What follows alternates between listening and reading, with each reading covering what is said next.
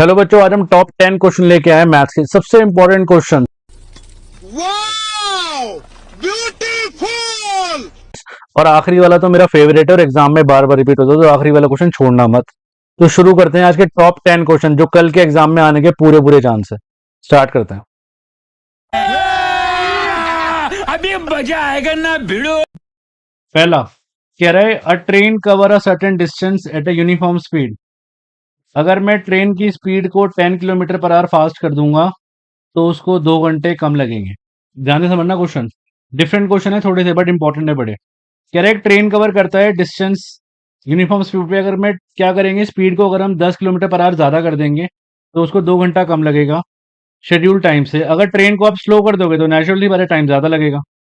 कह रहे बताओ डिस्टेंस कितना होगा। तो हमें पता है speed is equal to formula क्या होता है, डिस्टेंस अपॉन टाइम। और डिस्टेंस इज इक्वल टू क्या होता है, स्पीड इंटू टाइम। तो हम एक काम करते हैं, स्पीड और टाइम को एक को एक्स मान लेते हैं और एक को वाई मान लेते हैं। Let speed be x and time be y. तो क्वेश्चन के अकॉर्डिंग कह रहा है अगर मैं ट्रेन की स्पीड को 10 ज़्यादा कर दूंगा, मतलब अगर मैं 10 ज़्यादा कर दूंगा तो इसको 2 घंटे कम लगेंगे, तो मतलब y-2। और टोटल डिस्टेंस कितना लगेगा मेरा, टोटल डिस्टेंस कितना लगेगा, तो distance equal to x y ले लूँ, एक्स वाई होगा total distance is equal to x y. ठीक है। दूसरी इक्वेशन क्या बनेगी, if the train were slower by 10 kilometre per hour. 10 अगर मैं कम कर दूंगा तो स्पीड को आप 10 कम कर दो तो क्या होगा, 3 घंटे ज़्यादा लगेंगे। कह रहा और टोटल डिस्टेंस हमारा वही आएगा। कह रहा है find the distance covered by the train, distance निकालना है आपको।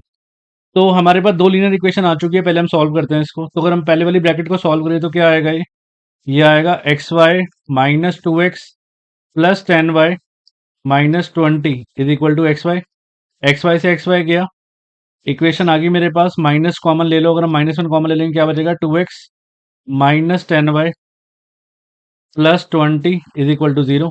तो इक्वेशन आ चुकी है मेरे पास, 2x minus 10y is equal to -20। Equation number 1 clear है। दूसरी इक्वेशन की अगर मैं बात करूं तो सेकंड इक्वेशन क्या आएगी हमारे पास। तो अगर हम सेकंड इक्वेशन को सॉल्व करें तो ये आएगी x Y plus 3x minus 10y और -30 is equal to x y. Again x y से एक्स वाई गया, इक्वेशन आई मेरे पास 3x minus 10y is equal to 30। अब इन दोनों इक्वेशन को हम सॉल्व कर लेंगे। Linear equation in two variable को सॉल्व कैसे करते थे याद है, हम क्या करेंगे इसके अंदर एलिमिनेशन मेथड लगा लेते हैं। तो ये होगा 2x माइनस 3, दो दिख रहा है आपको दोनों में 10y कॉमन है, तो हमें काम करते हैं डायरेक्टली सब्ट्रैक्ट कर लेते हैं। Minus 10y is equal to -20, तो ये होगा 3x minus 10y is equal to 30। Sign बदल दो, साइन बदले, ये गया ये गया, ये आपका माइनस का हो गया, ये गया आपके पास 2x माइनस 3x कितना हुआ, minus x is equal to कितना आया, -50। एक्स कितना आ गया मेरे पास, हाँ जी, एक्स आ गया मेरे पास 50, एक्स आ गया 50। एक्स मतलब क्या आ गया मेरे पास स्पीड आ चुकी है 50। और किसी भी इक्वेशन में डाल दो वाई आ जाएगा, तो मैं काम करता हूँ इक्वेशन नंबर 1 में डाल देता हूँ एक्स को। तो ये होगा 2 into 50 minus 10 into y is equal to -20। तो 100 minus 10y is equal to -20। तो minus 10y is equal to -20 minus 100। तो minus 10y is equal to -120 गया, तो y आ गया आपके पास 12। तो मतलब x आ गया 50, y आ गया 12। x मतलब स्पीड आ गई 50 और t y आ गया आपका, टाइम आ गया आपके पास 12। ठीक है। डिस्टेंस पूछा है तो मैं यहाँ लिख दूँ, जरा वहाँ पे जगह नहीं है। डिस्टेंस का मामला क्या होता है, स्पीड इंटू टाइम। स्पीड कितना है मेरे पास, स्पीड है 50 और टाइम कितना है मेरे पास 12। तो कितना आ गया मेरे पास, 12 5 600, 600 किलोमीटर आंसर आ चुका है। क्लियर है। देख के जरूर जाना इस क्वेश्चन को, एग्जाम में आ सकता है, बहुत इंपॉर्टेंट क्वेश्चनों में से एक है। यही नहीं, अभी और सुनिए। सो नेक्स्ट है, next question number 2। Question number 2 क्या कह रहा है, the speed of A boat in still water is 15 kilometre per our. Speed जो बोट है वो 30 किलोमीटर अपस्ट्रीम गई और वापस 30 किलोमीटर डाउनस्ट्रीम आई, कितने टाइम में, 4 घंटे 30 मिनट में। ठीक है। अपस्ट्रीम का मतलब होता है अगेंस्ट द फ्लो और डाउनस्ट्रीम का मतलब होता है विद द फ्लो। अपस्ट्रीम का फॉर्मूला होता है x माइनस वाई और डाउनस्ट्रीम का फॉर्मूला होता है x प्लस वाई। अच्छा, हमको सिखा रिया है। But is x and y. x होता है बोट की स्पीड और y होती है पानी की स्पीड, स्ट्रीम की स्पीड। अगर आप क्वेश्चन को ध्यान से देखोगे तो बोट की स्पीड हमें 15 क्वेश्चन में गिवन कर रहा है वो, तो इसको 15 लेंगे। अब स्टार्ट करते लगाना, तो स्पीड इज इक्वल टू क्या होता है, डिस्टेंस अपॉन टाइम, और क्रॉस मल्टीप्लाई करें तो टाइम इज इक्वल टू क्या होता है, distance upon speed. So start करें, वो कह रहा है 30 किलोमीटर अपस्ट्रीम क्या है, तो डिस्टेंस हमारा 30 है, अपस्ट्रीम मतलब एक्स माइनस वाई, और 30 वो डाउनस्ट्रीम गया, एक्स प्लस वाई। टोटल कितने टाइम में, वो 4 घंटे 30 मिनट में, तो 430/60 कट गया 1/2, तो ये हो गया 4 to the 8, 9/2 आ गया। कितना आ गया ये, 9/2। अब ध्यान से देखो, मुझे एक्स गिवन है, एक्स कितना गिवन है मुझे, एक्स गिवन है आपके पास 15। तो अगर हम क्वेश्चन को चेंज करें तो ये होगा 30/15 minus y plus 30/15 plus y is equal to 9/2। इसका एलसीएम ले लो, ये आएगा 15 minus y into 15 plus y. इसको यहाँ पे क्रॉस मल्टीप्लाई कर दो, 30 into 15 plus y plus 30 into 15 minus y, ये हो गया 9/2।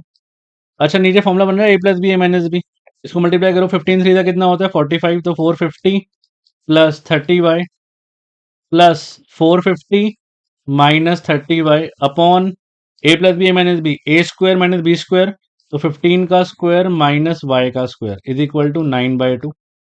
ये कट गया, 450 कितना हो गया 900, 15 का स्क्वायर होता है 225 minus y square is equal to 9/y, 9/2। तो ये गया सीधा 100 पे, 2 को क्रॉस मल्टीप्लाई करो, ये आ जाएगा आपके पास 100 इंटू 2 कितना हो गया 200 is equal to 225 minus y square, 225 को यहाँ ले आओ तो 200 minus 225 is equal to minus y square, तो वाई स्क्वायर आ गया आपके पास 25। और आपको पता है -5 तो लेंगे नहीं क्योंकि नेगेटिव कभी हो नहीं सकता, तो वाई आ गया आपके पास 5 किलोमीटर पर आवर। ये देख के चले जाना अपस्ट्रीम डाउनस्ट्रीम का, तो बहुत इंपॉर्टेंट क्वेश्चन है ये, बाई चांस आने के चांस है, तो इसलिए देख के जाना है, ठीक है। नेक्स्ट पे चलते हैं। नेक्स्ट कह रहा है, ये बहुत इंपॉर्टेंट क्वेश्चन, सर्कल्स का आपने किया भी होगा, मैं एक बार जल्दी से कराया था। दो टेंजेंट है टीपी एंड टी क्यू, ये सेंटर ओ के क्या है, ये दोनों के दोनों टेंजेंट टी पे मिलते हैं, पी से एक बना है क्यू से एक बना। कह रहा है प्रूव दैट, ये प्रूव करना है आपको, एंगल पी टी क्यू मतलब एंगल 1 ले लूं is equal to twice of angle O P Q मैं ये ले लूं, ठीक है। अब 1 इसको ले लिया, 2 इसको ले लिया, तो इसको 3 ले लेता हूँ, इसको 4 ले लेता हूँ, ठीक है। तो मैं सीधा प्रूफ लिखता हूँ, गिवन टू प्रूफ, वो अपने आप लिख लेना, आपके पास भी टाइम नहीं है, मेरे पास भी नहीं है, ठीक है। स्टार्ट करते हैं प्रूफ में। सो अगर हम ध्यान से देखें, देखो बहुत सिंपल क्वेश्चन नहीं है, बच्चे पता नहीं क्यों डरते हैं इस क्वेश्चन से, मुझे समझ नहीं आया आज तक। आप ध्यान से चेक करो, थ्योरम 10.1 मेरी क्या कहती है, थ्योरम 10.1 कहती है कि ये 90 होगा, है ना, क्योंकि radius is perpendicular to tangent through the point of contact. और थ्योरम 10.2 कहती है कि टीपी टीक्यू के इक्वल होगा, है ना। इन दोनों में एंगल 3 कॉमन आ रहा है, आपने कुछ नहीं करना, आपने दो इक्वेशन बनानी है, दोनों में एंगल 3 आएगा, दोनों को इक्वेट करोगे, आपका आंसर आपके सामने। देखो मैं एक बार रिपीट करता हूं, मैं क्या कह रहा हूं। पहली बात मैं कह सकता हूं angle 2 plus angle 3 is equal to 90 degree, इसका थ्योरम 10.1 की स्टेटमेंट आ जाएगी ना, radius perpendicular to tangent through the point of contact. Exam में ये लिख के बताना 10.1, टीचर किताबें खोल के नहीं देखेगा 10.1 कौन सी है, पूरी स्टेटमेंट लिख के आनी है, ठीक है। दूसरा मैं क्या कह सकता हूं, T P is equal to T Q, T P T Q equal, तो क्या मैं कह सकता हूं angle 3 is equal to angle 4 होगा, इसका रीजन थ्योरम क्या आएगा, थ्योरम 10.2। और एंगल 3 एंगल 4 के रीजन क्या आएगा, angle opposite to equal sides are equal, clear है, ठीक है। Angle opposite to equal sides are equal, तो angle 3 is equal to angle 4 कह सकता हूं। अब एंगल हम प्रॉपर्टी लगा लो, मैं कह सकते हैं angle 1 plus angle 3 plus angle 4 is equal to 180 degree, angle sum property यही कहती है ना। और मुझे काम किससे है, मुझे काम है आपका एंगल 3 से, क्योंकि एंगल 3 दोनों में आ रहा है, देखो। तो मैं क्या एंगल 4 की जगह एंगल 3 लिख दूं, तो ये लिख सकता हूं मैं angle 1 plus angle 3 plus angle 3 is equal to 180 degree.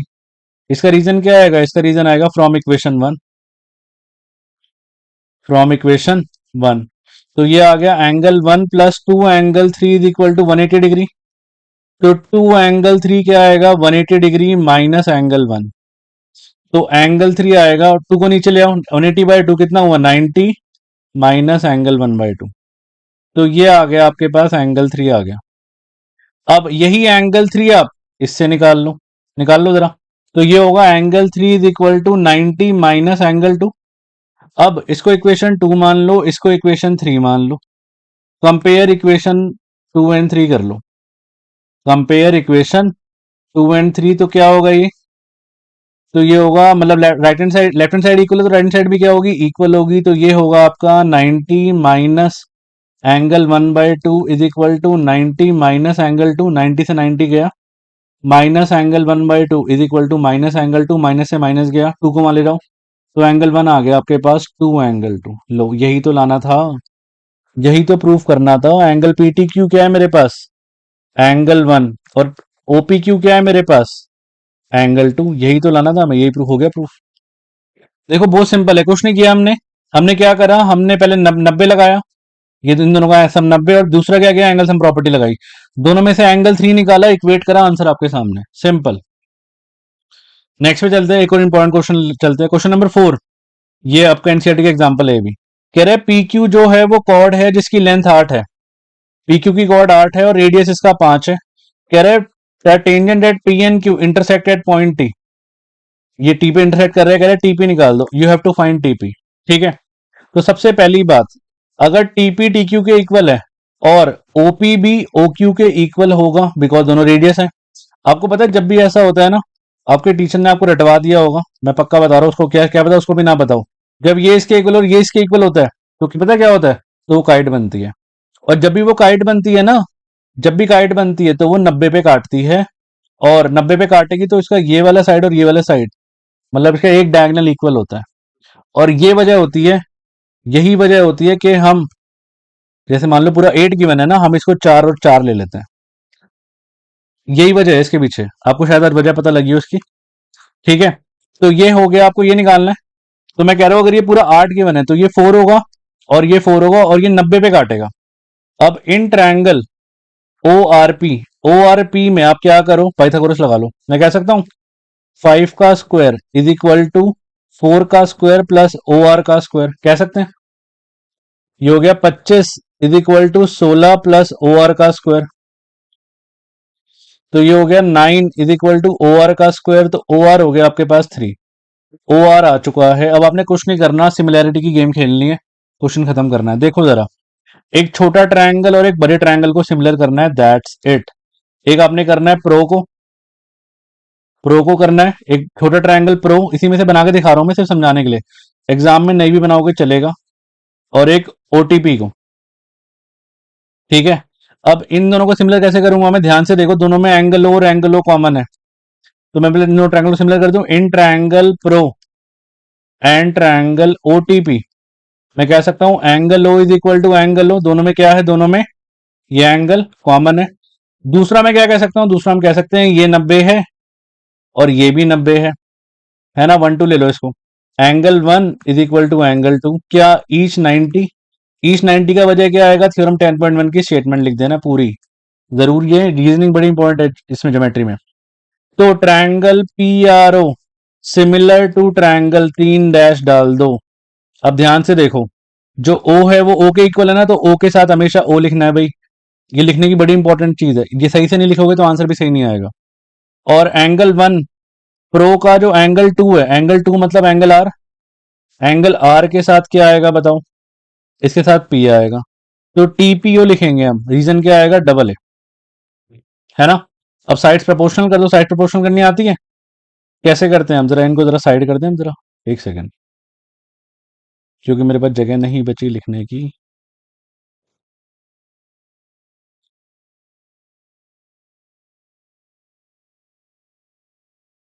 चलो, तो इन दोनों को सिमिलर कर दिया हमने। इसके बाद आपने क्या करना है, साइड प्रोपोर्शनल करना है, कैसे करते हैं, पी आर दो दो करके, पी आर अपॉन टीपी है ना, दो इसके P R upon T P is equal to R O upon P O is equal to P O upon T O, P O upon T O. अब क्या क्या पता है मुझे देख लो, पी आर मुझे पता है, पी आर मेरे पास 4 है, ये पता है, ये निकालना है, ये ले लेंगे। आर ओ मुझे पता है, आर ओ मेरे पास 3 निकाला हुआ है, और पीओ भी पता है मुझे, तो हम इनसे कंपेयर करके आंसर निकाल सकते हैं। इसका रीजन लिख देना, साइड्स आर प्रोपोर्शनल। ठीक है, तो पी आर कितना है मेरे पास, पी आर है मेरे पास 4, टीपी मुझे निकालना है RO कितना है मेरे पास 3 निकला है और PO कितना है मेरे पास 5, क्रॉस मल्टीप्लाई कर लो तो ये यहाँ जाएगा 20 आएगा और नीचे 3 आएगा, तो आंसर आ चुका है आपका TP कितना आ चुका है 20/3। कुछ नहीं करा मैंने, पाइथागोरस लगाया और सिमिलर करा, क्वेश्चन खत्म, सिंपल।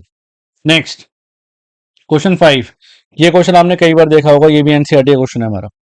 कह रहा है ये आपको गिवन है और आपको प्रूफ करना है कि इसके इक्वल है, तो हम शुरू करते हैं।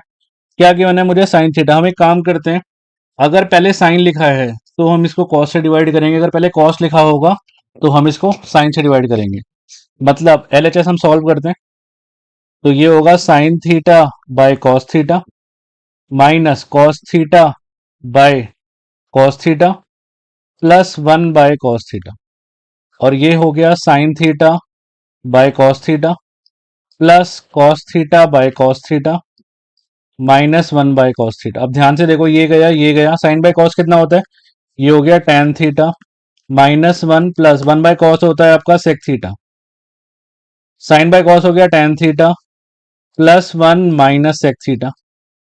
ठीक है, अब एक छोटी सी चीज करनी है हमने tan और sec को एक साथ लिखना है। मतलब मैं क्या करूंगा, tan theta plus sec theta minus 1 upon tan theta minus sec theta plus 1। ठीक है, अच्छा इसके बाद हम क्या करेंगे, जो आपको प्रूफ करना है ना, प्रूफ, ये चीज प्रूफ करनी है हमें ना इसको उल्टा करके ऊपर नीचे मल्टीप्लाई कर देंगे। मतलब मैं ये कह रहा हूं कि tan theta plus sec theta minus 1 upon tan theta minus sec theta plus 1, किससे करेंगे हम, इसको हम करेंगे tan theta minus sec theta से। मैंने बोला उल्टा करके, मतलब sec theta minus tan theta से नहीं करना, किससे करना है, tan theta minus sec theta से। ऊपर भी करेंगे और इसको नीचे भी करेंगे, कर सकते हैं हम, क्या दिक्कत है।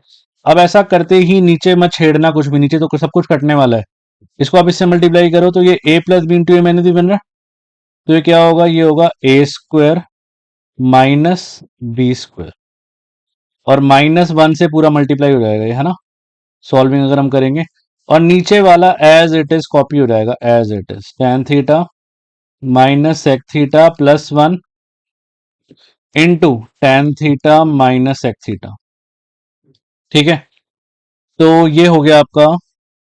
अब ध्यान से चेक करो, हमें पता है secant square theta minus tan square theta की वैल्यू 1 होती है। अगर हम उल्टा कर दे तो minus secant square minus minus 1 से मल्टीप्लाई कर दो तो प्लस tan स्क्वायर थीटा की वैल्यू क्या माइनस 1 होगी। तो मैं इसकी जगह माइनस 1 लिख दूं, तो ये होगा माइनस 1 ब्रैकेट खोलो minus tan theta plus sec theta, और नीचे से काम करो, नीचे से है ना माइनस 1 कॉमन ले लो क्योंकि कट जाएगा ये, तो ये हो गया minus tan theta plus sec theta minus 1 और tan theta minus sec theta. ठीक है, tan थीटा मेरे ऊपर तो नहीं आ रही, लिखी हुई नहीं आ रही, tan theta minus sec theta. ध्यान से चेक करो, ये पूरा का पूरा एज इट इज कट चुका है नीचे, बट माइनस 1 बचा है, तो माइनस 1 फिर से कॉमन ले लो, माइनस 1 कॉमन ले लोगे तो जो आपको चाहिए वो मिल जाएगा। क्या चाहिए मुझे, ये चाहिए sec theta minus tan theta, minus one multiply होकर क्या बन जाएगा प्लस 1, तो आंसर आ गया हमारे पास 1 upon sec theta minus tan theta which is equal to RHS। बहुत इंपॉर्टेंट क्वेश्चन एनसीईआरटी का। नेक्स्ट कह रहा है ये क्वेश्चन भी आपने कई बार देखा होगा, तो हम LHS से शुरू करते हैं इसको करना। सबसे पहले क्या करेंगे, साइन कॉस में कन्वर्ट करेंगे। tan थीटा को लिख सकता हूं मैं क्या, sign theta upon cos theta, और कॉट को क्या लिखूंगा 1 upon cos theta upon sine theta. ठीक है, plus cos theta upon sine theta upon 1 minus sign theta upon cos theta. तो ये हो गया आपके पास, अगर हम इसका LCM लें, ये आएगा आपके पास sine theta upon cos theta upon, इसका अगर हम LCM ले कितना आएगा, ये आएगा साइन थीटा और ये होगा sign theta minus cos theta plus cos theta upon sine theta upon cos theta minus sign theta upon cos theta. अब ध्यान से चेक करो, आपको पता है डिनोमिनेटर का डिनोमिनेटर जो होता है वो ऊपर चला जाता है, साइन ऊपर गया और कॉस ऊपर गया, तो ये हो गया साइन स्क्वायर थीटा अपॉन क्या बचा, कॉस नीचे आ गया, cos theta into sine theta minus cos theta plus cos ऊपर गया तो ये हो गया cos square theta upon sign नीचे आ गया sine theta into cos theta minus sine theta. ठीक है, अब देखो ये दोनों सेम सेम है ना, तो हम एक काम करते हैं इसमें से -1 कॉमन ले लेते हैं ताकि मेरे लिए एलसीएम लेना इजी रहे। हम क्या कर रहे हैं, sign theta minus cos theta plus cos square theta upon -1 common ले लिया, ये बचा साइन थीटा और ये sign theta minus cos theta हो गया, माइनस ऊपर चला गया तो ये हो गया sign square theta upon cos theta sine theta minus cos theta minus cos square theta sine theta into sine theta minus cos theta. अब देखो ऐसा करने से फायदा मेरा ये हो गया कि मुझे एलसीएम लेना इजी हो गया। थोड़ा सा इसको छोटा कर लेते हैं क्योंकि मेरे पास जगह बची नहीं है ना। तो इससे मेरा एलसीएम इजी हो गया। अब एलसीएम देखो कितनी आसानी से आ जाएगा, एलसीएम आएगा इसका साइन थीटा कॉस थीटा और sine theta minus cos theta.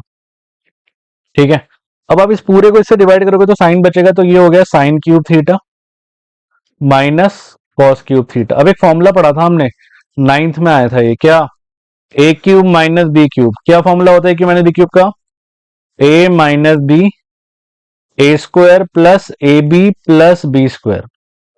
ठीक है, लगा दो, फॉर्मूला लगा दो, तो ये बन गया मेरा ए माइनस बी मतलब sign theta minus cos theta और ए स्क्वायर, एक सेकेंड थोड़ा ऊपर कर लेते हैं इसको ताकि लगाना इजी रहे, यहां पे लगा देते हैं a minus b a square मतलब sine square theta plus a b plus sine theta cos theta plus b square cos square theta upon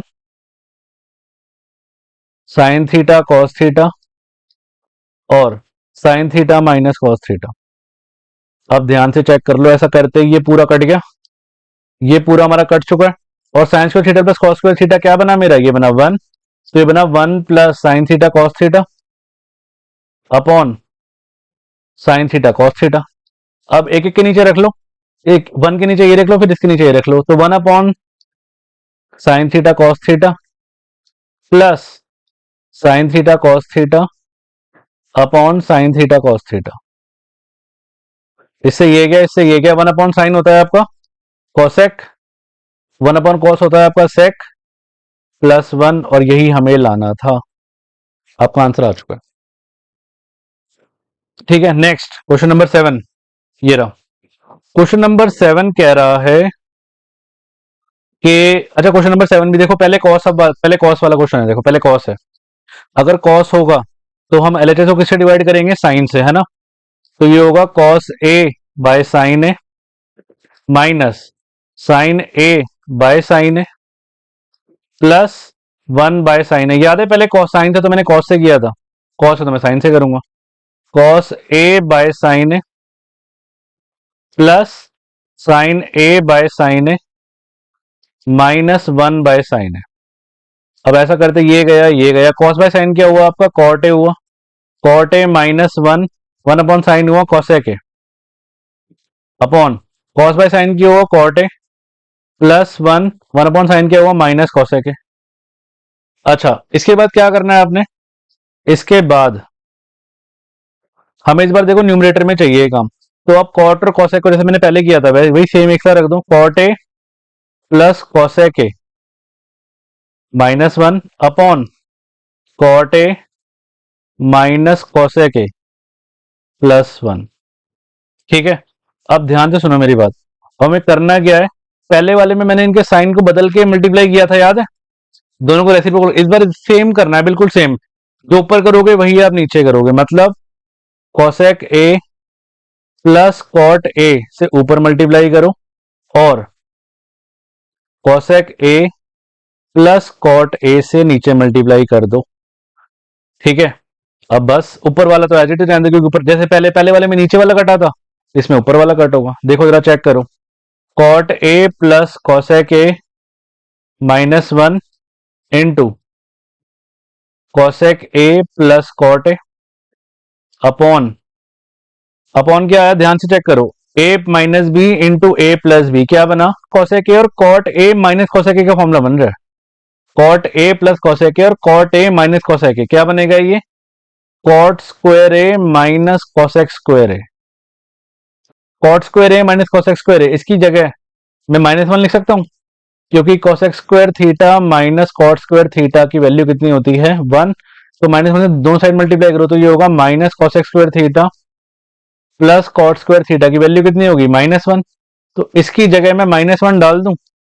अगर आप -1 पुट कर दोगे, एक सेकंड में रेस कर लूं, हम इसी जगह -1 पुट करें तो ये होगा cot A plus cosec A -1 into cosec A plus cot A, और ये हो गया -1 ब्रैकेट खोल दो plus cosec A plus cot A. ऐसा करते ही ये दोनों ब्रैकेट दिख रही है सेम, और जो चाहिए वो आ गया। आपके पास आंसर आ गया cosec A plus cot A, जो आपका था क्या, जो आपका था आपका राइट हैंड साइड। क्लियर है। नेक्स्ट, हाँ जी, तो नेक्स्ट इंपॉर्टेंट क्वेश्चन है वो क्वेश्चन नंबर 8 कह रहा है एक फ्लाइट है जो 600 किलोमीटर चलनी थी, एक एयरक्राफ्ट है जो स्लो हुआ बैड वेदर की वजह से, उसकी एवरेज स्पीड जो थी वो 200 किलोमीटर पर आवर कम हो गई, जिसकी वजह से फ्लाइट 30 मिनट और डिले हो गई। तो मतलब स्पीड इज इक्वल टू क्या होता है डिस्टेंस अपॉन टाइम, और टाइम इज इक्वल टू क्या होता है डिस्टेंस अपॉन स्पीड। ठीक है, तो मतलब जो टाइम था वो था 30/60, मतलब आधा घंटा था मेरे पास, है ना, वो आधा घंटा डिले हो गई। तो मान लो इसकी स्पीड को मान लो आप, let speed be x kilometre per hour, ठीक है, किलोमीटर पर आवर, और जो एवरेज स्पीड जिसकी वजह से कम हुई तो वो न्यू स्पीड क्या होगी x minus 200 kilometre per our. तो मतलब जो 600 x minus 200 minus 600 upon x रहा होगा, तो डिफरेंस उसका आधे घंटे का आ रहा है ना। देखो ध्यान से चेक करो इक्वेशन बनी कैसे है, ये भी टाइम है, ये भी टाइम है, जो दोनों में टाइम का जो ड्यूरेशन का डिफरेंस आ रहा है वो आधे घंटे का आ रहा है। तो इस तरह से हमने बनाई है इक्वेशन ये, ठीक है। अब इसका एलसीएम लेते हैं, सॉल्व करते हैं और x निकालते हैं, ठीक है।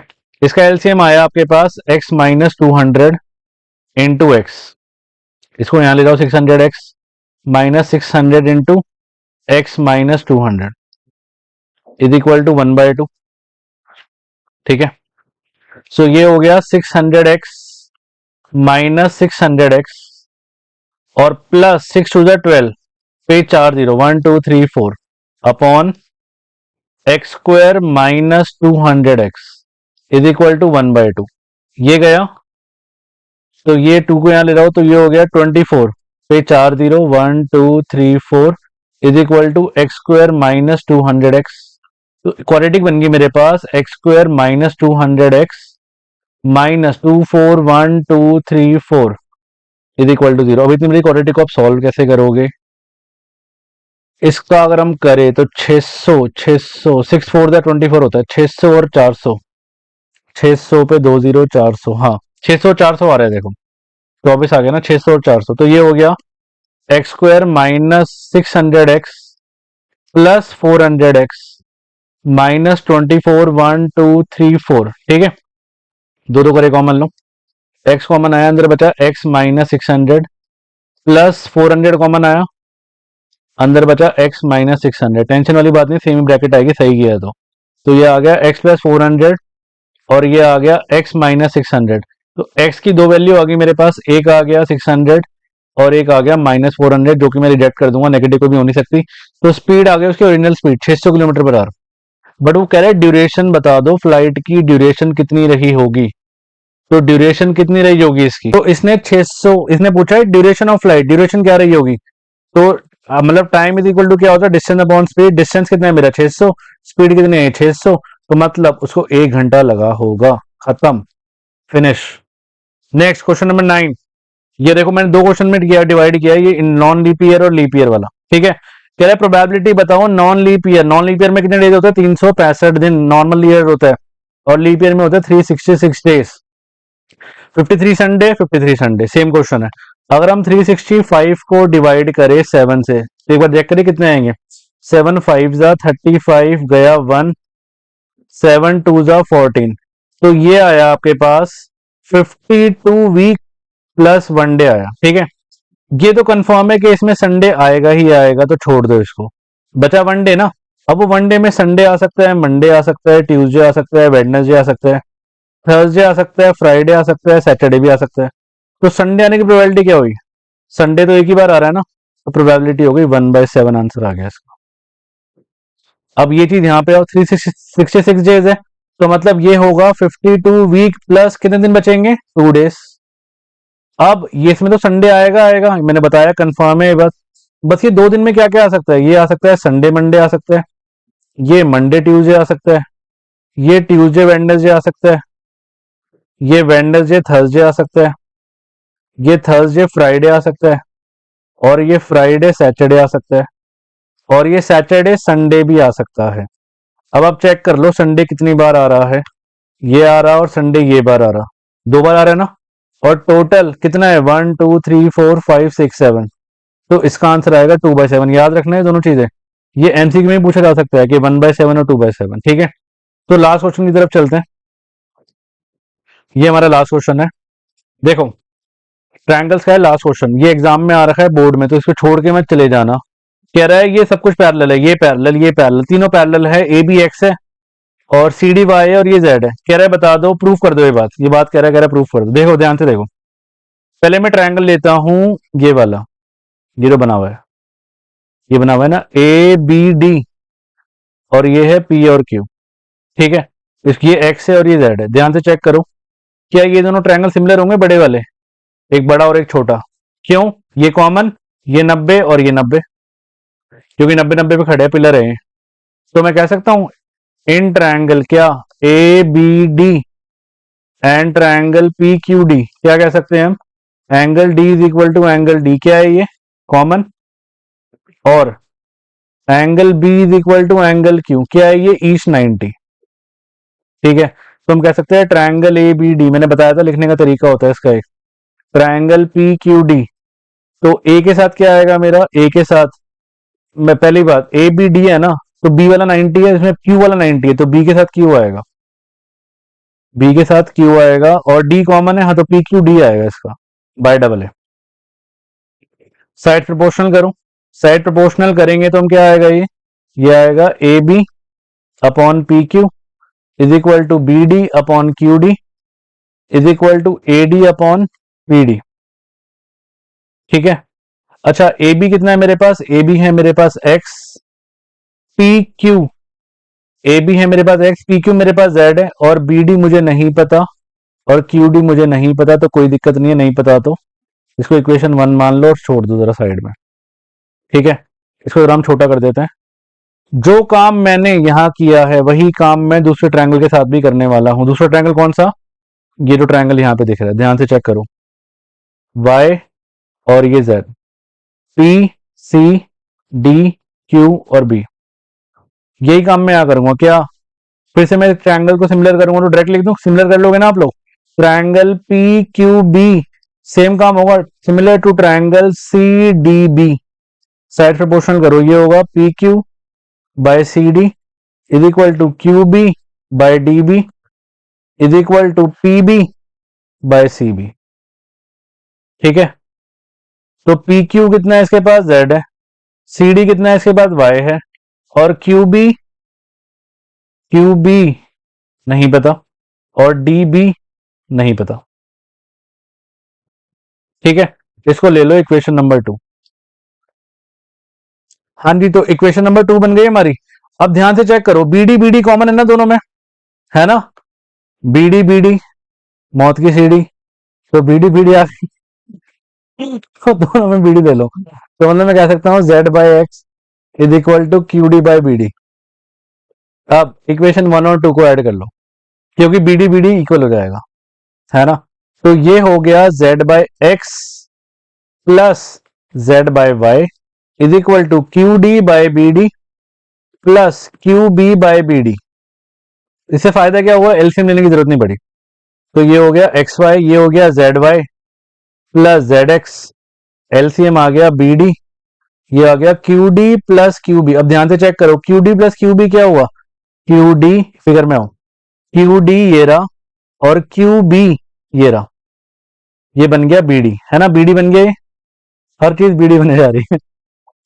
तो ये हो गया z y plus z x upon x y is equal to B D upon b d, cut गया, फन आ गया जो हमें चाहिए था, है ना। तो z y plus z x is equal to x y आ गया मेरे पास।